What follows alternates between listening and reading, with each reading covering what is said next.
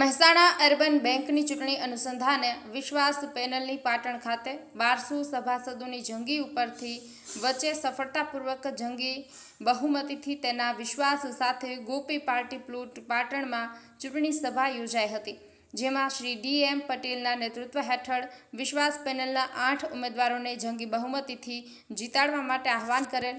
વિશ્વાસ પેનલના ઉમેદવારો શ્રી આનંદભાઈ પટેલ, હાલના બેંકના director doctor Udaybhai Patel, doctor Jagrutiben Patel વગેરેએ બેંકની હાલની પરિસ્થિતિને, એનપીએ સ્થિતિ તથા બેંકના અસ્તિત્વના પ્રશ્નને લઈને ચિંતા વ્યક્ત કરી સૌ સભાસદોને ફરજ સમજી વોટ વાપરવા વિનંતી કરેલ.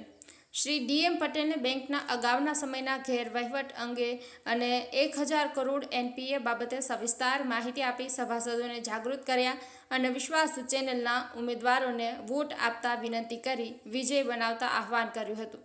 પાટણના ધારાસભ્ય શ્રી ડૉક્ટર કિરીટભાઈ પટેલ હાજરી આપી સભાસદોને યોગ્ય સલાહ સૂચન કરીને તમામ સભાસદોએ કિરીટભાઈનો દિલથી આભાર માન્યો હતો. 84 સમાજના ઉપપ્રમુખ જયંતિભાઈ મહેસાણા, પૂર્વ ધારાસભ્ય માનનીય અરવિંદભાઈ પટેલ શ્રીએ, જે પટેલ સાહેબ, ડૉક્ટર મોહનભાઈ પટેલ, કૌશિકભાઈ પટેલ, ભાજપ આગેવાન શ્રી મોહનભાઈ પટેલ, ડૉક્ટર અનિલભાઈ પટેલ, કોર્પોરેટર શ્રી એમ.જે. પટેલ વગેરે પ્રેરણાદાયી ઉપસ્થિત રહ્યા હતા.